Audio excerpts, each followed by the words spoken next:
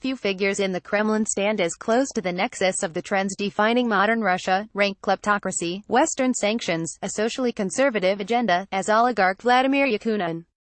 Yakunin, a one-time KGB general and former head of Russian railways, has been close to President Vladimir Putin for decades, using that proximity to allegedly bilk staggering sums.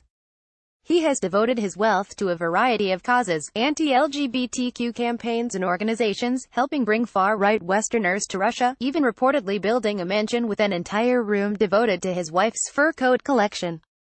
In the past few years, Yakunin has also funded the construction of the Dialogue of Civilizations Research Institute, a Berlin-based organization that describes itself as a think tank seeking to bridge the widening gaps between global civilizations. With additional offices in Moscow and Vienna, the organization claims it is attempting to help make our world a more sustainable, inclusive, and fairer place for all humankind. But to critics, Dockery is little more than a soft face for Russian aggression, a front group trying to whitewash Russia's reputation. I'm absolutely sure that the Dockery's main goal is to promote the Kremlin's agenda, and it's always been about that. Olga Shorina, director of the Boris Nemtsov Foundation, an organization named for the former Russian opposition figure slain near the Kremlin in 2015, told Think Progress. The Kremlin has employed other tactics to spin its kleptocracy, such as hiring former European politicos as lobbyists, or waging fake social media campaigns. But there's one stark difference between Dockery and the other Russian public relations efforts. In 2014, the U.S. sanctioned Yakunin, citing his role as Putin's confidant.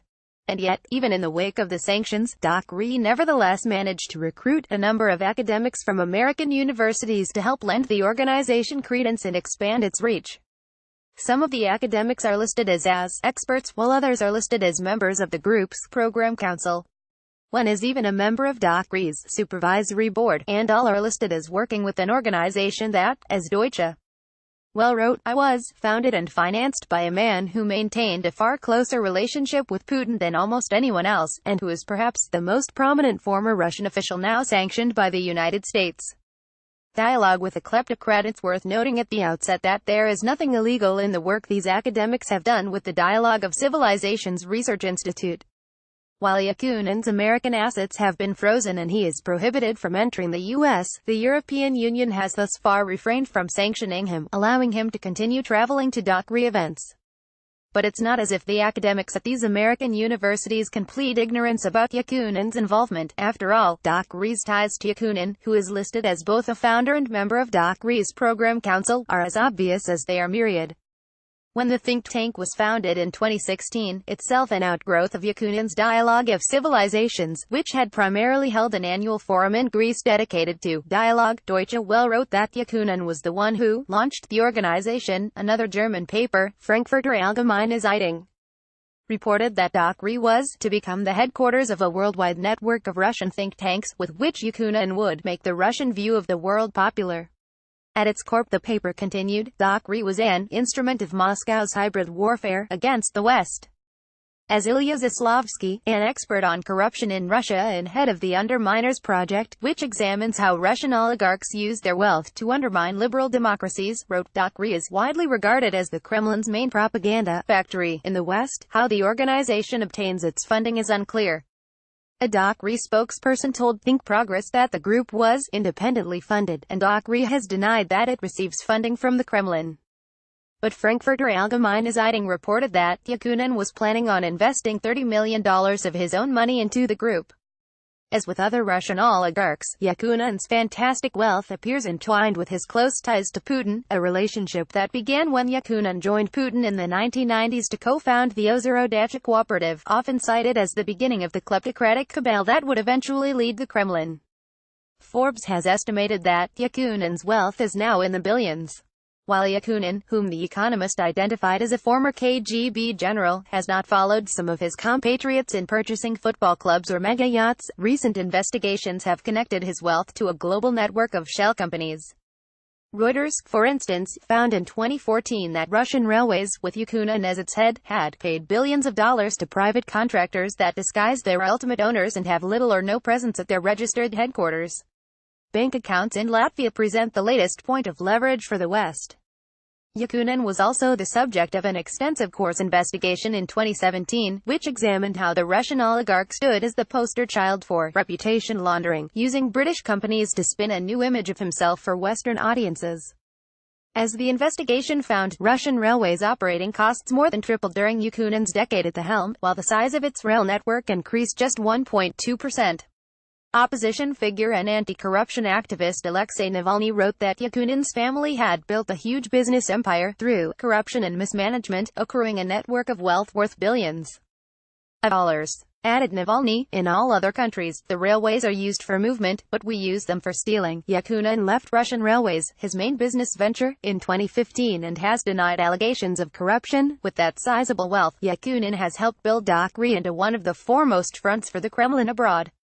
In hosting speakers that praise Russia's geopolitical moves, providing platforms for those who laud Russian elections, and helping network liberal politicians across Europe, Dockery has taken the lead in pushing Moscow's messaging. As Anton Shekhovsov, a researcher on links between Russia and the Western far-right, wrote, Yakunin often pushes a notion of a multipolar world, which is a Russian politically correct euphemism for anti-Americanism. It's worth noting that dialogue of civilizations is popular among post-Soviet kleptocracies, seen prominently in Azerbaijan and Kazakhstan. A quick glance through Dockery's Twitter feed attests to the think tank's pro-Moscow slant. Russia has taken important steps towards overcoming the ideological barricades that still remain between Russia and West. https://t.co/umpv2dni6 Doc Research at Doc Research Inst. March 20, 2018. The election in Russia was not manipulated. Putin is the most popular politician in Russia and this will not change in the near future, mentions Andrei Kortunov. Sanctions and isolation from the international community should not be the aim of Europe and the U.S. RIA Novosti interview. Yakunin is one of Russia's primary drivers in its anti-gay campaign, and is one of the biggest boosters in Russia of the World Congress of Families, one of the foremost anti-LGBTQ organization in the world, Politico magazine wrote in 2017. Despite all of this, Yakunin's role in Russia's kleptocracy, the attendant U.S. sanctions, the support for homophobic campaigns, academics at American universities have willingly signed up to his program at Dockery, happy to take the funds to travel to Doc-related events.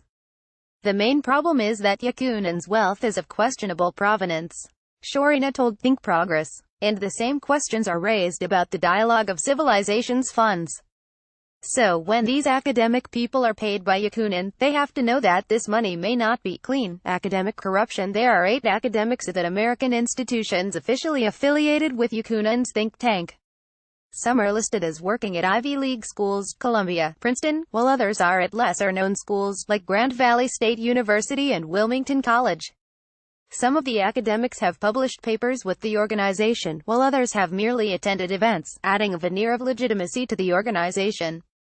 One of the academics is also Cynthia McKinney, the Green Party's 2008 presidential candidate, who is perhaps best known for pushing conspiracy theories about 9/11. Yakunin is one man, and he plays his own game. He plays to his own piper. According to Olga Shorina with the Boris Nemtsov Foundation, they all serve as little more than marionette puppets for Yakunin's project. When contacted by Think Progress, some of the academics claimed they had no idea Yakunin was sanctioned. I didn't know that Yakunin is sanctioned, Richard Falk, a professor emeritus at Princeton and member of the nation's editorial board, said. P. a professor at Grand Valley State University and member of Dockery's program council, said he'd never heard confirmation about the sanction. I heard about it. So it's true, right? For others, however, the fact that Yakunin is sanctioned by the U.S. government didn't give them any pause in signing up. Walter Mignolo, a professor at Duke University, said it's well known that Yakunin was sanctioned by the U.S. But when asked if Yakunin's sanctions concerned him, Mignolo replied, not really. There are many powerful men in Germany, France, and the U.S., to name a few, who are heading or supporting intellectual and political organizations, offering grants and fellowships, and driving think tanks. As a decolonial thinker, I do not take things at face value.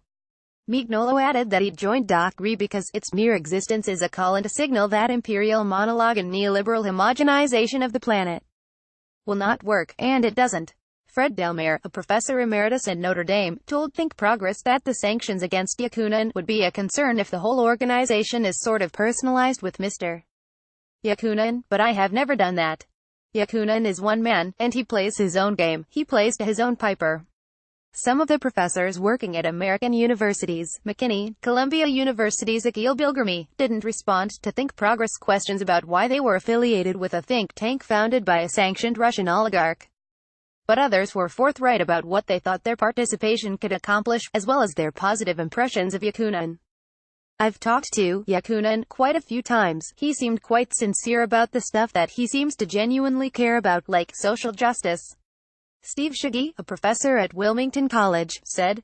He's a critic of the neoliberal trade model, the Washington consensus, as I have been throughout most of my economics career. Added me, the thing that Yakunan was doing at this institute and the forum was to promote the dialogue of civilizations, and that's something that we think itself is not wrong, something that is very much needed. When contacted by Think Progress, the American universities at which these professors work appeared unaware of the relationship between their employees and DOC-RE, or whether there was any policy prohibiting staff from working with individuals sanctioned by the U.S. government. I'm not aware of a policy like that, said Wilmington College spokesperson Randy Sarvis. Steve Hartsoe, a Duke University spokesperson, said the school has no affiliation with the dialogue of civilizations, so, as you're doing, it's best for you to speak with Mignolo about his intellectual pursuits. Faculty of Political Science. Spirited choice on which outfit to legitimize, at Una Warshawski. https://t.co/1bees of spa. Thorsten Benner, at Thorsten Benner, March 20, 2018. Some of the universities, including Columbia University and Grand Valley State University, didn't respond to emails and phone calls asking about their school's policies regarding professors working with sanctioned former Russian officials. War and Peace. While none of the professors said they would ask DOC-RE to remove their affiliation, some expressed concern about the direction the think tank had taken over the past few years. Once it turned into a think tank, it seemed somewhat different from what it was originally, which was a platform for dialogue. Ni told Think Progress. Shiggy pointed to the increasing presence of Kremlin-friendly politicians at DOC-RE events as a reason for concern. I can't pinpoint the exact time of the change. It was probably like 2 or 3 years ago, he said. I felt prior to that time that all the stuff about ecology was sincere, but then all of a sudden the conference started attracting some right-wing politicians. A complete dialogue obviously has to include a Russian also. Even Delmare, who, as a member of DOC-RE's supervisory board, is the highest-ranking professor in the groups, expressed pause about what the group had become, at least in terms of regressing from dialogue. There was a shift done without my consultation. I was opposed to it, you know, he said. I'm still not happy with it. Still, that shift was not enough for Delmare to break with the organization. Nor were sanctions from the U.S. government, corruption allegations, or Yakunan's role in helping coalesce anti-LGBTQ forces globally enough to make any of the other academics remove their names from the ranks of those affiliated with DOC-RE. It is to be as dialogue-oriented as possible, Delmare said. And a complete dialogue obviously has to include a Russian also. However, in an email following his interview with Think Progress, Delmare said he would finally be leaving DOC-RE, but not because of the fact that Yakunan has now been sanctioned for over 4 years. I am planning to resign my position on the supervisory board of DOC-RE, he wrote. The main reasons are advanced age 90 and failing health. According to the statutes, resignation takes 3 months to take effect. To close, Delmare added one additional note. Here is something from Scriptures, Psalm chapter 120 verses 6-7. Too long have I dwelled among those who hate peace. I am for peace, but when I speak they are for war.